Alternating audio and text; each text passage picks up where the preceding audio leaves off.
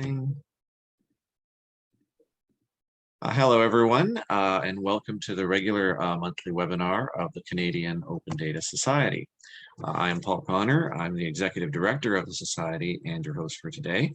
Our topic today is the open data community tackling the climate emergency. As always, I invite you to regard our disclaimer, the upshot of which is that you should take no major life or business altering decisions on the basis of this webinar without first seeking professional advice as appropriate. So call your doctor, call your lawyer after you see this, if the spirit moves you. And our agenda for today, of course, is as usual for anyone new on the call, we'll be introducing the society itself. And then we will go to our presentation, and then at the end we'll have a quick call to action. And let's talk about the society. We have a vision, we have a mission, we have a value proposition. I never realized until literally this moment that rhymes. That's great. I'm gonna have to maybe have Richard come up with a little ditty on that score. But as you see, we want to make Canada a global model of a genuinely open society, and we regard open data as something that is fundamental, that is encompassing, and that can be a force for good. We've got around 100 members so far. We just started a little over a year ago, and we are focusing on building up our members' ability to publish, use, and advocate for open data. And here is the same in French for any of our Francophone participants today. Again, this will be recorded, and you'll be able to see it again later on. Please do visit our websites, I should say, at the opendatasociety.ca or communauté-des-données-ouvertes.ca.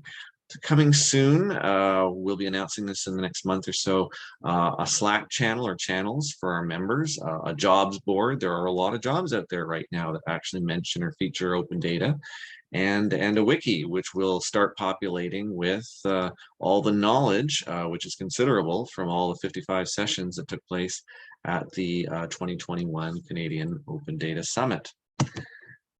And now to our presentation. I'm going to unshare screen. And Jean-Noé, please take it away. Thank you.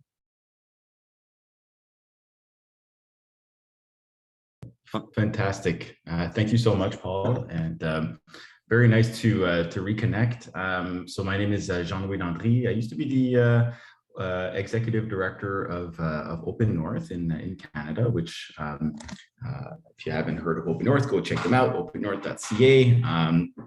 Quite active in Canada, but also internationally.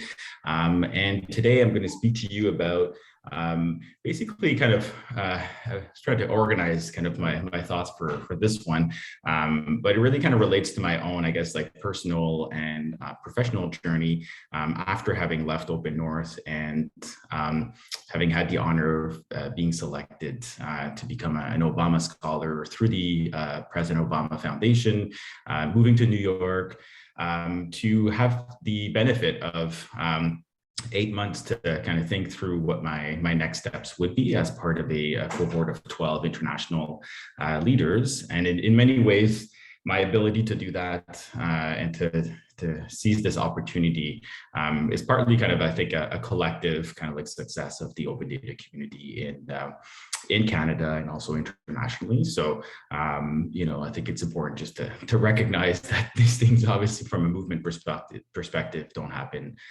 in isolation from the community that you belong to. So it's really important for me to be able to come back to you. And in a way, I'm kind of framing the topic around the climate emergency, almost like as a report back to all of you. And I want to do this in 4 different ways. The first is to kind of contextualize the transition itself, some of the assumptions, some of the experiences that I brought with me to Columbia University in New York. Also, because I know we're a sharing community, so share some of the the tools, the websites, the initiatives that I've come across that I think will be of interest to you.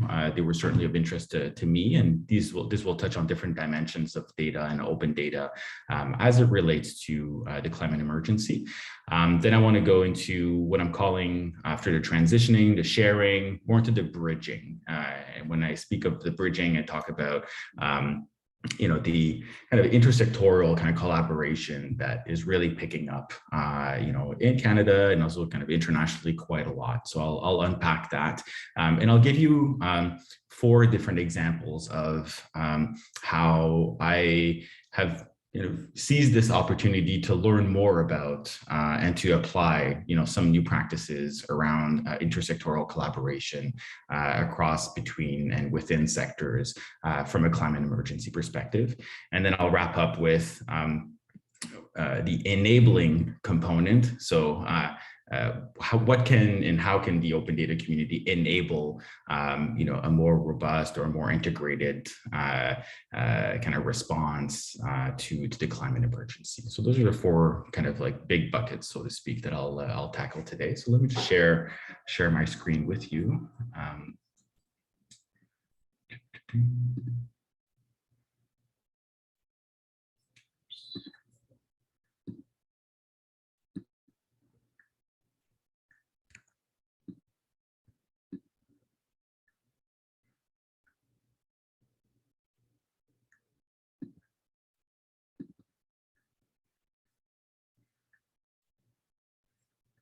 Okay, so are you able to see my, can I get a thumbs up or? I'm seeing that it's starting. Okay, just wondering if you see my desktop or if you see the. Not as yet. Okay. Have you selected a particular screen to share? Yep. There we go. Okay, cool. Okay, great. All right, so you're still, nope, oh, it's paused, I see. Okay, sorry about that. Okay, so let's jump into it. I'm just having a hard time seeing my notes, but that's fine, I can manage. Okay, so like I said, transitioning. So, New York City, that was actually the first picture that I took on my way from the airport back to my new apartment in Harlem. I'm situated in northern Manhattan. In Harlem itself, I didn't want to live in a dorm. I think I'm just getting too old for that, but very nearby the campus at Columbia University. And, just a little bit about myself, because I don't presume everybody knows me. So 4 different big parts or to my own kind of professional development and journey career-wise, also professionally. First, top left, a lot of work that I did internationally around democratic systems and democracy support in post-revolutionary and post-conflict situations. And top right, political activism. So not hiding my colors here with the NDP in Canada, in Quebec, also locally, helping some of my MPs here in Montreal. So which kind of brings us to the bottom left, some of the first hackathons that I helped organize in the Montreal context as a co-founder of Open Montreal, lobbying and advocating for the first open data policies, at least in Quebec, but also supporting other similar initiatives across Canada. That's where we got connected to the civic tech community. That's when we started speaking to international networks that in the open data and open government space more broadly. James McKinney, Stéphane Guidouin, Michael Lensner, and others who were really kind of key leaders at that stage. And then I joined Open North. Open North was much more focused on kind of civic tech, building websites. You guys know what civic tech is, don't need to explain that.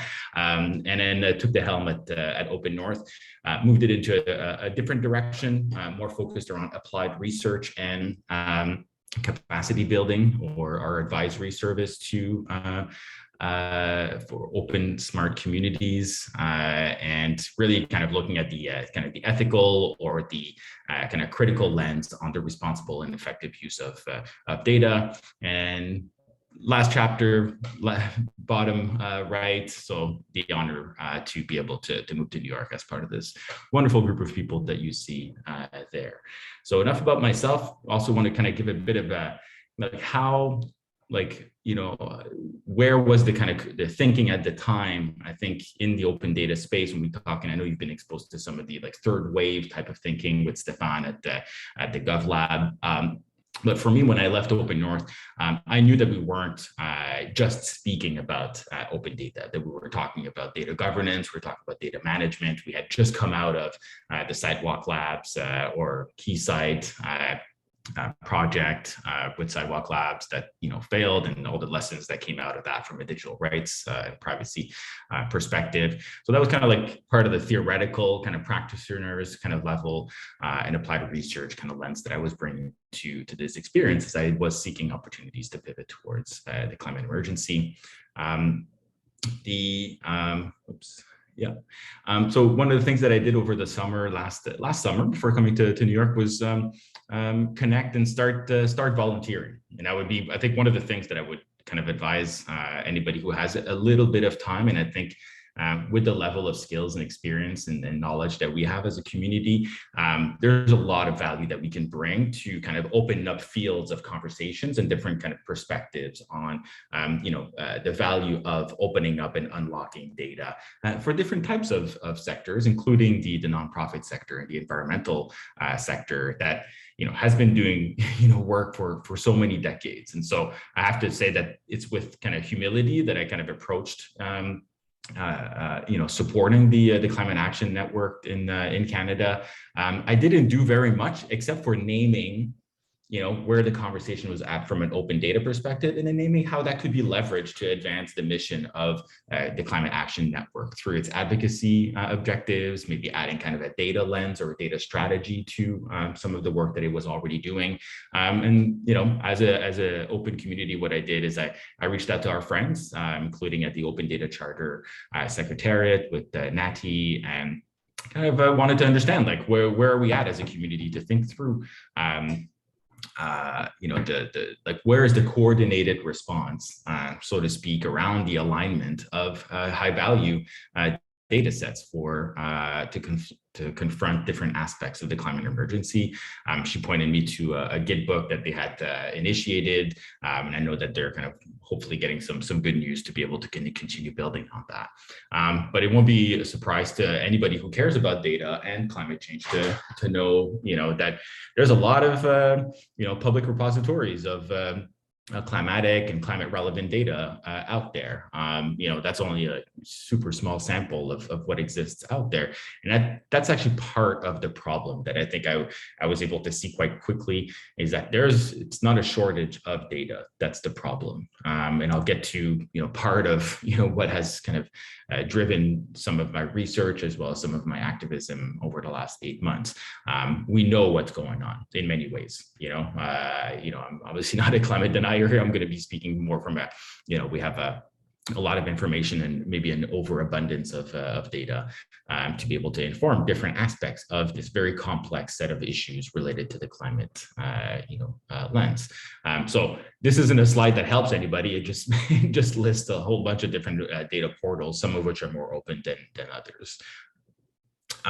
But the key, just to kind of go a little bit more into detail in terms of my own kind of like transition, the key, I guess, like 3 sets of observations that I was kind of seeing is that, IPCC report came out, really an important report, different than the preceding IPCC report in terms of the tone and the objective to decomplexify some of the knowledge that had been accumulated by climate scientists to make it much more accessible, knowing that Glasgow was coming up with COP26, and needing to, as climate activists tell me, like really needing to move from policy objectives into the implementation phase of confronting this very, very complex and dynamic set of issues.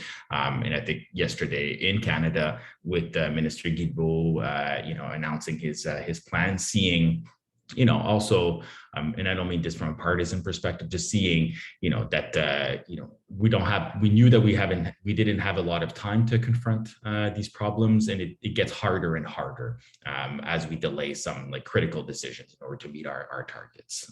But I've yet to read the report that the Minister Guilbeault released, but, as people who care about the climate and, the well-being of people and communities and our country, I think it's an interesting read to look at, thinking about what's the value added of opening up and unlocking data. So that's, big kind of high level observation, lots of data. How do we decomplexify it? How do we translate it into action? And a big gap actually that exists when you think of the type of like mobilization that takes place in the center image. People want, and I include myself in that, people want change. They want to see kind of changes in behavior, but these are very, very difficult, or need to happen at an individual and collective level. And in the meantime, environmental justice and environmental organizations and community organizations, they've already been mobilizing, but there aren't necessarily effective bridges between climate science and climate action from an integrated perspective. So that was kind of like the kind of high level kind of observations that I had coming into this space and looking at this opportunity ahead of me. And then we look at the technical report here of the, so there's different reports for the IPCC report. If you haven't looked into it, it's worthwhile. I think it helps name some of the challenges that we're facing as a community. So, being able to kind of learn, not necessarily new languages, but make distinctions between vulnerability, hazards, exposure, risks. We know a lot about risks when it comes to releasing data. We've had that perspective, for some time now, looking at critical issues, biases that are integrated within kind of data collection methods. What are the repercussions of that? And there's been, leaders in Canada that have been thinking about this. But being able, when I look at a slide like this, I look at, okay, actions to reduce hazards. Well, what data can inform or support those actions? What are the barriers to accessing, that data? How do we translate that data to alleviate, coastal storm, energy and whatnot. So there's a data lens, I think, to reading about climate, the climate set of challenges that I think is one that I had to educate myself on, if I could just leave it at that. One thing that really kind of triggered me to go in the direction of intersectoral kind of bridging between climate science and climate action and justice was my own kind of personal experience of a climate disaster event in Harlem back in August last year, where we had received multiple warnings from the city, from the weather stations, telling us that this massive storm was coming towards New York. But even with, the best attempts where you have, data to back up, this type of like incident and different types of impacts, especially on vulnerable populations, on the day of, it was chaos.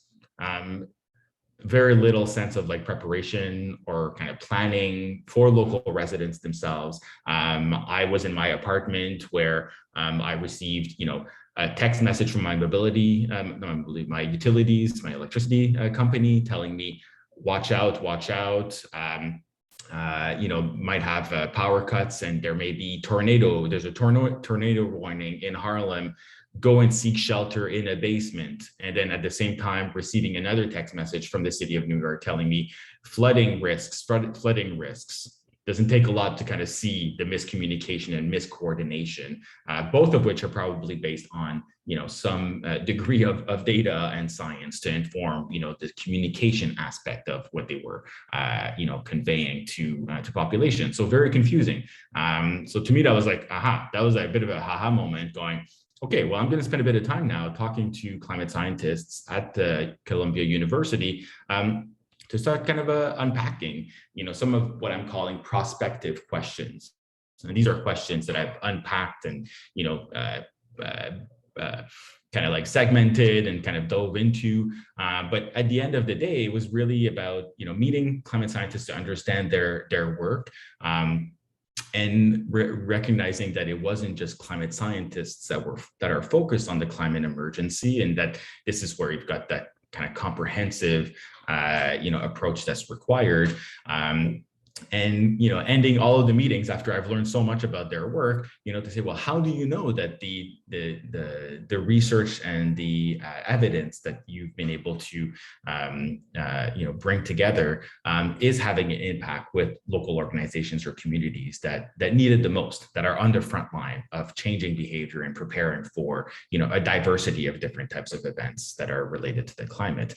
And so I'm very interested in how does the climate emergency incentivize or deter collaboration across, between, and within sectors, in particular during a state of emergency? And I think we can look at the next few decades, to think through, okay, like if there's a higher frequency, and we know this in Canada, obviously with the floods and the forest fires, to name a few of the climate events that we've felt at home, an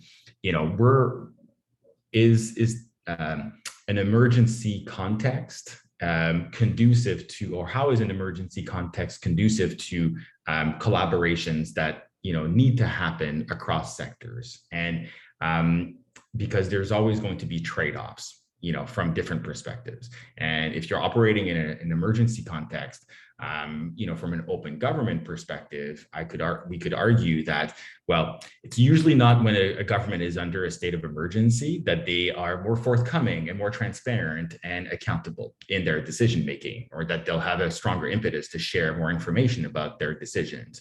And so I think there's something as a community in Canada and internationally that we need to be very careful about, the trade-offs that happen when we move into kind of decades now of this type of like mobilization, but also huge amounts of funding that will be going towards new infrastructure. And if we talk about the biases in data, well, what are the biases in decision making, and who gets advantaged and disadvantaged by the reconfiguration of whole neighborhoods, new infrastructure, large scale projects, but also at the very kind of micro level.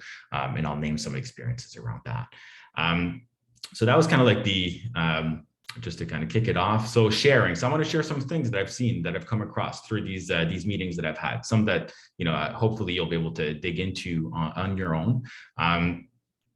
So first one here, well, I took a science communication class, which I thought was pretty fun. It was pretty fun because I wanted to kind of familiarize myself, just going beyond climate science, but what are the ways that we do this, whether it's through influencers, on different types of medium, whether it's through different media, whether it's through interfaces like the heat vulnerability index, or even comedy skits that are kind of using science, and I'm kind of broadening it beyond climate, but I think a lot of when we talk about science kind of comes back to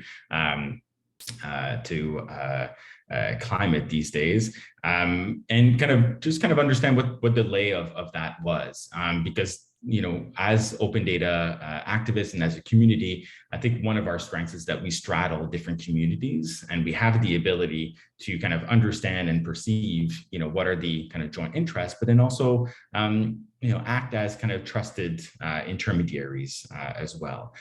So I thought that was kind of, from a communication science, science of communication perspective, I thought that was really interesting. And I know that, one of our kind of supporters from the open data community, Laura Wesley, now is at the climate change, at the Environment and Climate Change Canada, building on all the work that she's done around, public consultations at the Privy Council's office and whatnot. So engagement and communication, there's a big need there. And how does data, get translated and, transitioned into changes in different types of behavior. Just want to move to my next one. I'm just going to pull up as I'm speaking here. I'm just going to pull up my notes because I can't see them as I'm doing this. So excuse me as I do that. So this is I think kind of recognizing the the work that's already been going into obviously the climate science space for many, many decades. And, I was reminded once again by our friend Tracy Lorio around all the work that's been doing from Arctic kind of research and collaboration, and how climate scientists were already doing open data before it was called open data, because it was the way of being able to get stuff done more effectively and share findings and resources. So this is a data portal from the International Research Institute at Columbia that focuses on data. Very kind of vast array of data sets there. It's a bit of a clunky interface, so I've only done this a couple of times, but just giving them advice on, okay, like, how are you engaging your users in the revamping of your data portal? Who are your core kind of users? What do you know about them? How do they like to access the data? What's that kind of tactical engagement piece in redesigning a website such as this one? Without making it too disruptive, but also having the ability to demonstrate kind of use cases and case studies. So these are things that, as an open data community, we're quite used to, but this was a bit of a gold mine, because you had already, I think it was like 90 different climate scientists that were going back, repeatedly to this website to use the data for their own analysis. So this was a really good opportunity. So I think being able to as allies, to align ourselves where people are already mobilized is, I think, a key thing that I recognize. And honestly, it wasn't that difficult to speak from the experience that I've had to kind of share, lessons that I thought could be adapted to them. So I'm looking forward to seeing how they're going to be able to come up with the next iteration. Over here, so this is it's called a gravity model. So this is where we get into also kind of recognizing that, I didn't become a climate scientist overnight here by coming to New York, as great as the opportunity was here. But just kind of recognizing just the sophistication, of the tools that are out there. And I don't think that'll be a surprise to anybody, but being able to kind of see that and understand that. But still, when you ask the question, how are you translating, climate science into climate action? That's where the rubber meets the road, so to speak. And so this is where we, from my perspective, we get into kind of shared data collaboratives. We get into different types of alignment, with local stakeholders, to kind of break down silos within organizations, but then also having maybe complementary kind of data from people that are affected also from a climate mobility perspective, which is what this this model kind of, predicts. This is like a 2050 kind of, model that kind of anticipates the fluctuations in the movement of our vulnerable populations according to different types of weather events. And so, that has huge repercussions for policymakers, obviously, but, also people in government, elected officials, and writ large across different disciplines. So I'll leave that there. I'll let you explore that. Here, so this is the carbonplan.org. So I think this is actually quite timely for us, and I've been asking around to see if anybody knew of any type of initiatives such as this one in Canada or elsewhere, and I haven't found anybody who did. So this is really about the offsetting mechanisms that exist in carbon, like carbon capture. How do you document? How do you report back on different types of carbon capture? Like procedures or programs. But how do you kind of add a layer of transparency and accountability through opening up data about those types of initiatives? So I really urge you to look at Carbon Plan. Maybe this is a project that somebody could pitch at the federal level with Minister Guilbeault. Okay, so this one here. So this I thought was quite interesting, and it was a little bit of an eye opener for me. So this is if you go, it's a beta version, but if you go at that link, you'll be able to see it. it enables you, and this pulls from a lot of like geospatial data, but not only, it enables you to situate the type of environmental justice risks that are associated by your postal code. And environmental justice, is something that I think I had heard about environmental justice, from the Canadian context. I had heard about it more from an Indigenous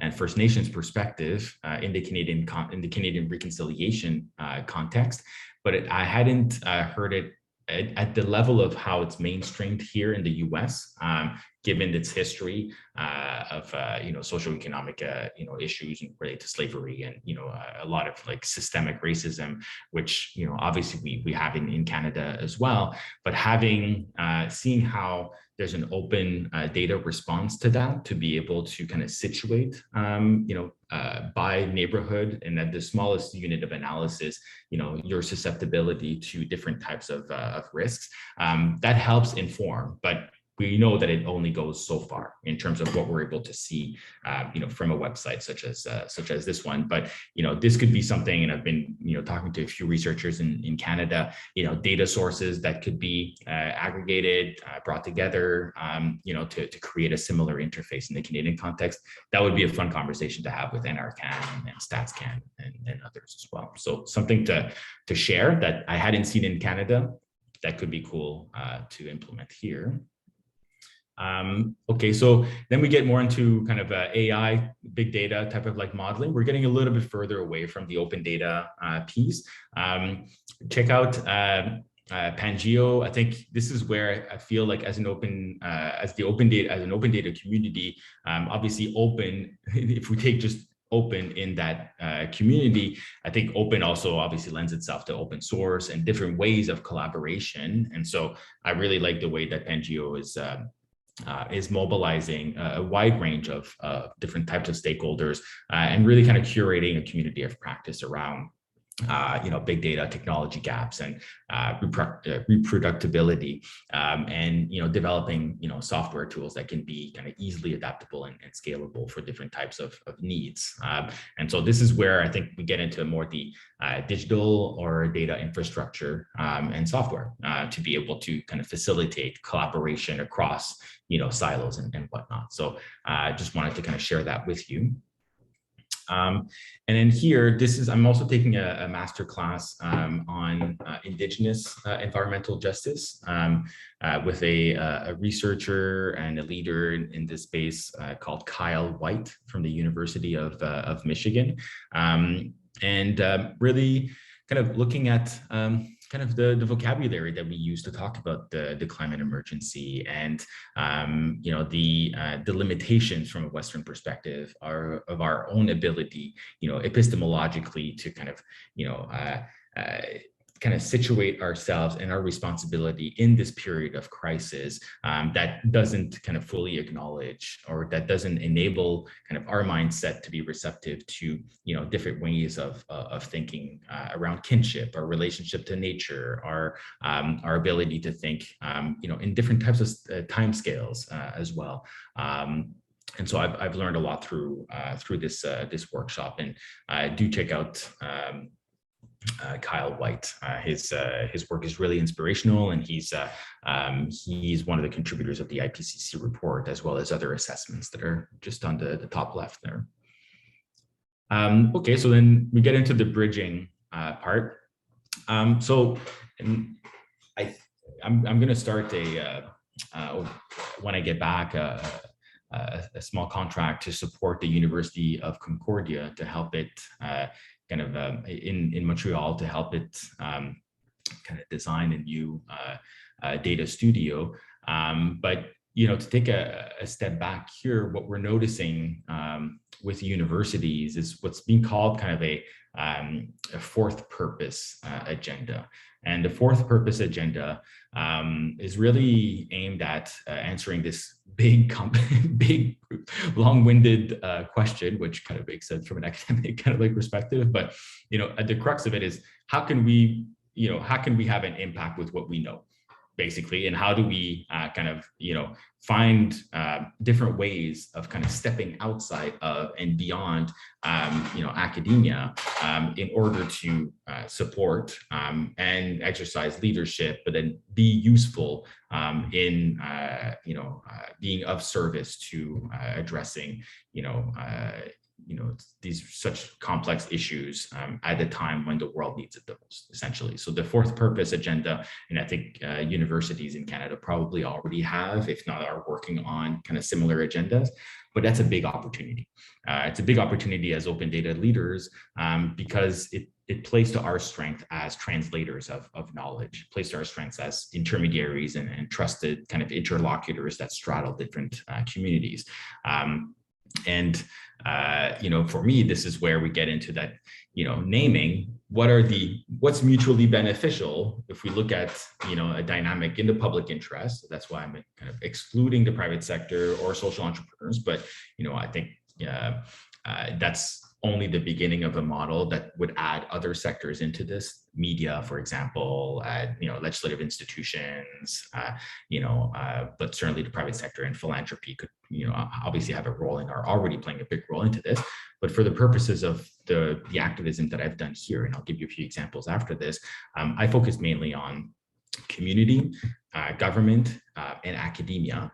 And going beyond naming, okay, what are the data, information, kind of like knowledge assets that each of these three different sectors collect, manage, and could disseminate or share under what conditions, but also looking at what are their interests? What are their objectives? On what timescales do they operate? What is the culture and the mindset of each of these sectors? Recognizing that each of those are, have quite a lot of diversity, but they have more in common as units if we kind of look at them and treat them as such. And how do we start kind of triangulating and seeing what's that bridge? Again, going back to that kind of, integrated kind of action. From that intersectoral kind of perspective. And so I prototyped, I organized a few convenings that I'll share with you some of the findings here.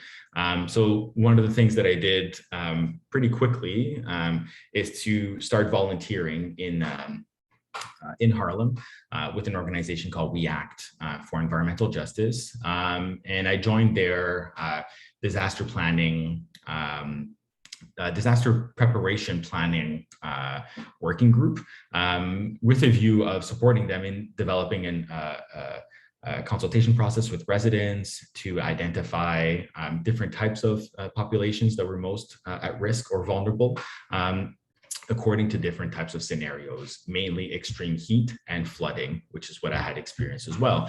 And once you start identifying those populations, then you need to look at, well, what information and resources do you need before, during, and after, an extreme weather event such as extreme heat and flooding. And so it wasn't about data, but it soon became about data to kind of look at, okay, well, what are the barriers to accessing, different types of information? Where does that information come from? Is it coming from reliable sources? What's the if we know that there is analysis on flooding that exists, that can give us very sophisticated understanding of exactly which neighborhood and which street corner is most at risk. Okay, well, what are the boundaries of that data? Insofar as questioning what does it tell us and what doesn't it tell us? From a community intelligence perspective. So then we get into kind of citizen, not necessarily like citizen science, but the lived experience of people that are in a context that can tell you that, okay, well, when this flood, when it floods, well, this drain doesn't work, or that doesn't work, or, there's like different layers of information that are actually quite interesting to start thinking about, so that you're able to bring in climate scientists that have their ability to provide analysis, but also seeing that there's things that a community and residents through their lived experience can also share. So how do we bring all of that together? That's the process that we're leading right now at We Act, with a view of creating a map, a tool, different educational products as well that are tailored to these different populations to be ready next time for the next flash floods. Here, this is an initiative after I told my advisor, who's one of the co-deans of the newly formed climate school at Columbia, the volunteering that I was doing at WEACT, she kind of looked at me and she's like, are there others like you, Jean-Noé, that are affiliated with the Obama Foundation, other leaders or scholars that we could bring together to help us think through how to implement and move forward with the fourth purpose agenda? So I think, and so I went to the Obama Foundation, tapped into their network, spoke to them. They already had 50 people that were mobilized there, which just kind of goes to show, when we have a language to talk about data, there's a lot of people who want to collaborate with us and that look to us to be able to kind of help curate a conversation or be part of a conversation that wasn't happening already. This conversation wasn't exclusively about data. It was about the bridge between civil society activists in the climate space and climate scientists, and kind of recognizing the barriers and opportunities and ways that we could start kind of prototyping how to work much more closely together. And there's probably a lot that can come out of this type of collaboration. But this is New York scale. I'm sure that there's a need for these types of conversations to occur, maybe at different scales or different kind of size communities as well, wherever there's a university with, really smart people that understand a lot about the climate as well. And then, so after the two initiatives or ways that I got involved kind of passed, then there was the Open Data Week in New York City. I think it was their 10th year since the adoption of the open data law policy at the city of New York. A new mayor had just been elected. So I was in New York, so I figured, well, how about I bring in people that I've been speaking to have a panel on multi-sector collaboration, that is community driven. And so as you can see from the list of invitees there, I don't think that any of these people knew each other except for WEACT and Borough President Mark Levine. But this was deliberate in having multiple different perspectives speak, about the impact of climate change on a community and residents in Harlem, and then kind of unpacking, okay, what were those information and resource needs? Okay, fuel, where to recharge my phone, being able to understand where do I seek shelter, in which emergency evacuation zone am I located, what are the interfaces and ways that the city is already preparing, and how do we align protocols around disaster management? How do we ensure that there's not an over kind of abundance of information and data that's provided to residents as they need to make informed decisions for their own safety and well-being, so that you don't have the city that interprets flood risks differently than a community organization locally. So our emphasis as a community around ontologies and definitions and epistemology, these are all things that in the context of conversations like these, where there's a need and a desire for more or closer collaboration, I thought as an open data leader that I was well positioned to kind of help kind of curate and hold that space with them. And I think those relationships are have continued since that session. And then last but not least, and then I'll just jump because I see there's a few comments here and I want to leave time for questions and some back and forth.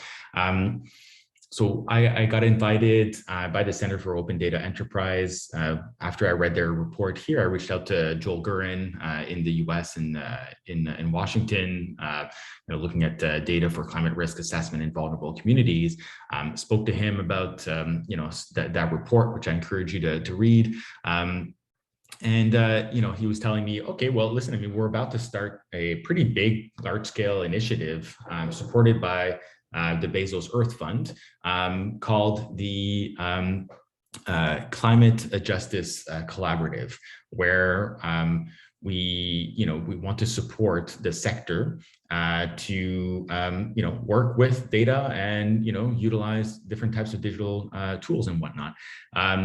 So I got invited to participate in some of those roundtables, and we could speak about okay, like who funds what, what strings are attached. I'm not really interested in going into that right now. I think the lesson I want to draw from that conversation, because there are a lot of issues when you bring, good intentions aren't sufficient.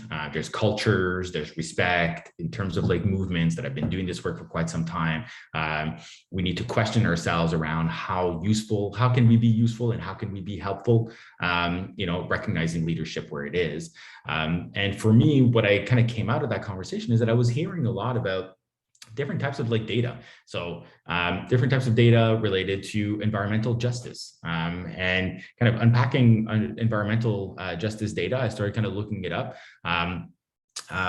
That's only one example, because we are at and this has been ongoing for quite some time, since the coining of the definition of environmental justice by Professor Bardard from I think it's like almost like 30 years old now, 30 or 40 years old.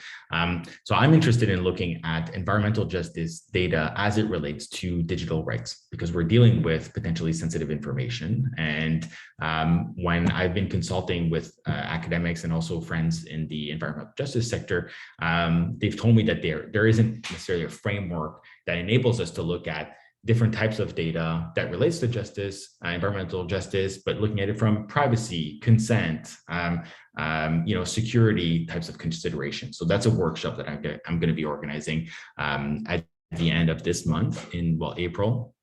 And I will be sharing the output or the outcome from that.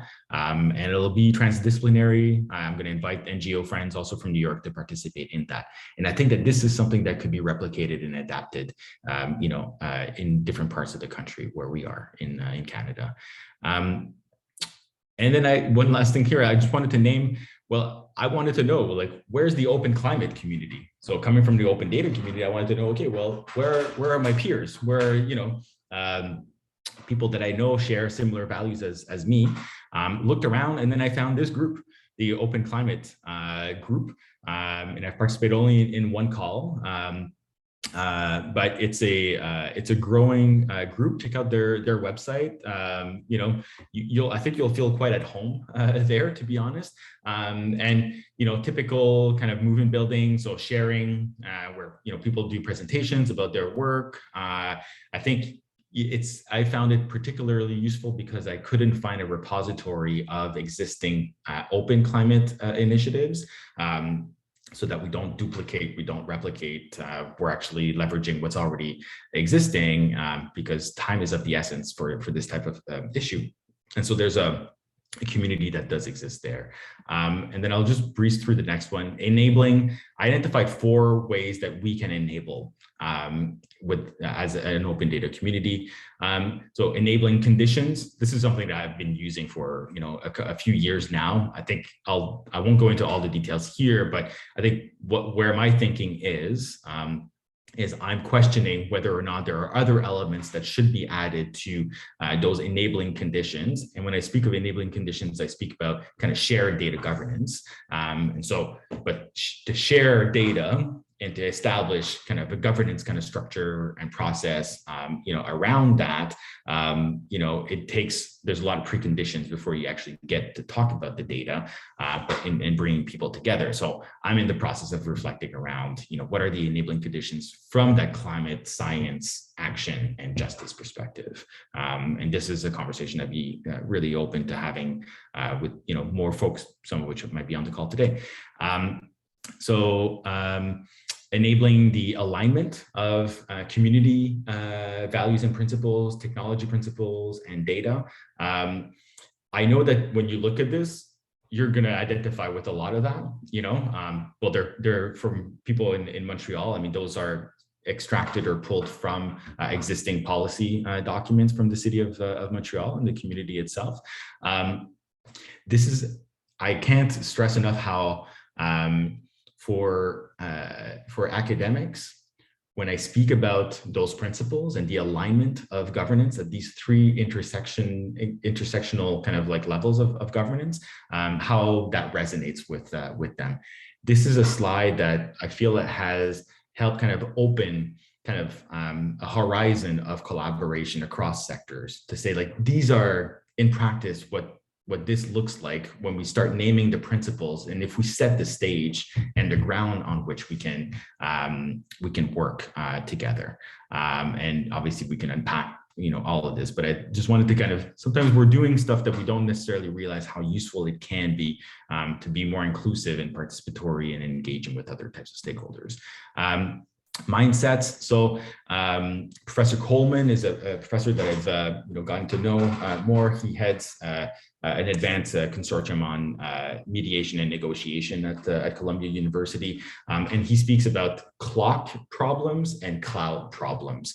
And basically clock being more mechanical, cause and effect, and cloud problems that, look at kind of dynamic systems. And I think being able as open data leaders and activists to kind of name, because we always put a lot of emphasis on problem definition, but I think it's on us to maybe, add a little bit more nuance around that, to kind of talk about different types of problem framing and different types of problem definition, practices. And then lastly here, also from Professor Coleman, competencies that are, where I found inspiration from his work around conflict intelligence and systemic wisdom, and really kind of naming the mediation type of like skill set, in approaching kind of differences and potentially conflicting interests. But again, I'm looking at my role as a intermediary and bridge builder, as we try to face some of the biggest problems of our day, but the approach and the language and the mindset to convene and bring stakeholders together and to chart a path that's mutually beneficial is something that I've needed to develop and kind of see in myself different skills that I had or that I didn't know I had, but finding the language to name it and being much more deliberate and explicit about that. So I'll stop there. Thank you so much. Thank you, Jean-Noé. Wow, there's a lot to unpack. I am more glad than ever that we record these sessions, and I actually wonder if I could prevail upon you to share your slides, if I may share them more widely. Thank you very much. Okay, I saw a hand up from Monica, briefly.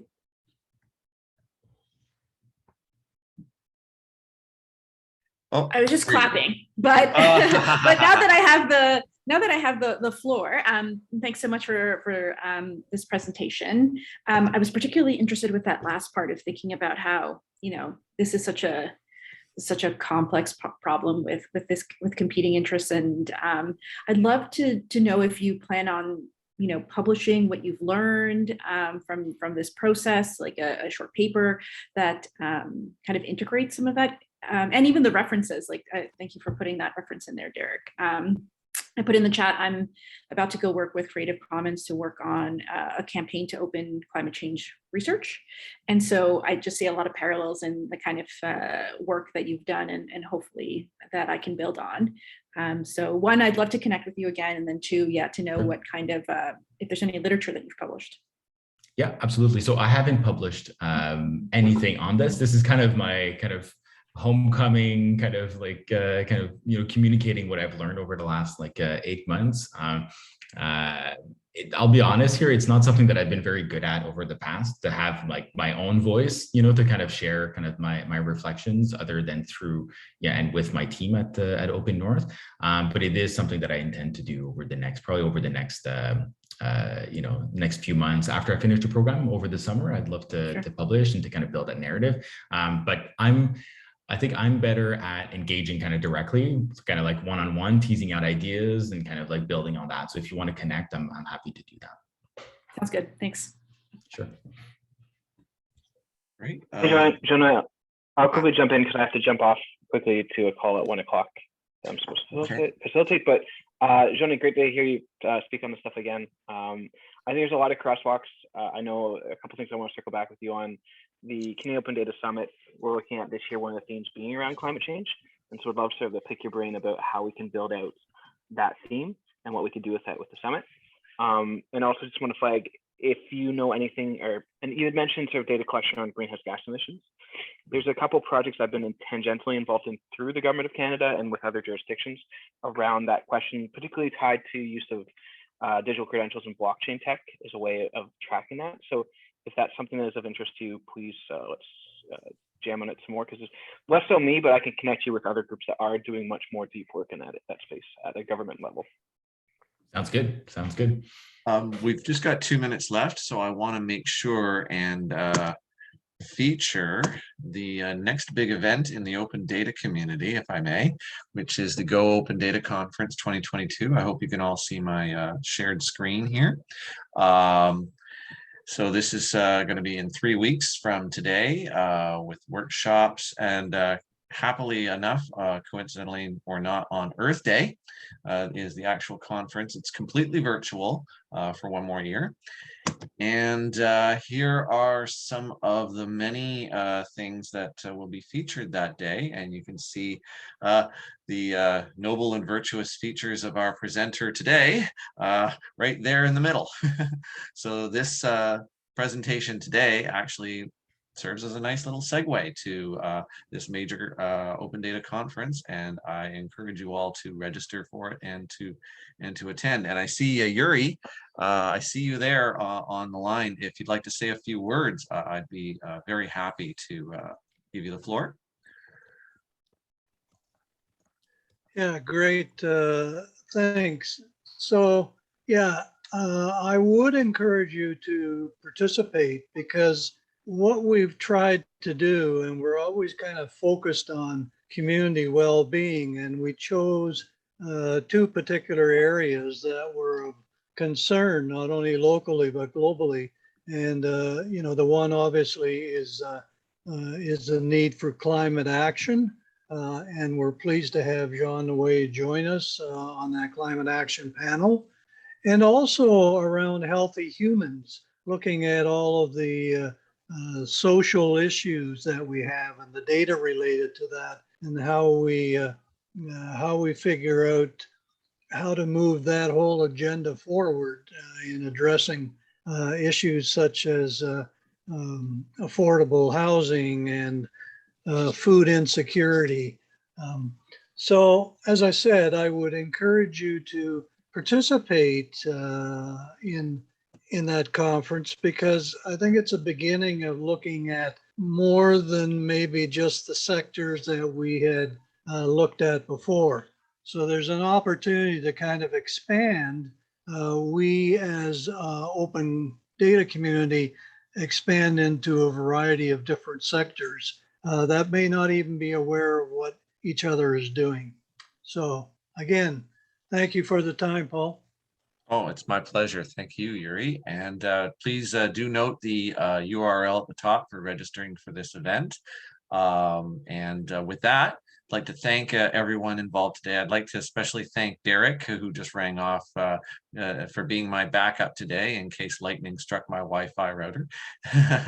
And I'd like to thank Jean-Noé for his very thorough and thought-provoking presentation. There's going to be a lot we can take forward with this, and I actually look forward to our own conference someday, delving even further into these issues. And thank you, Yuri. So with that, I will draw this meeting to a close. If you have any questions or concerns, please don't hesitate to email me at admin@opendatasociety.ca. We will, as I mentioned, be sending out the recording and the slides probably early next week. So thank you and have a terrific day. Thank you, everybody.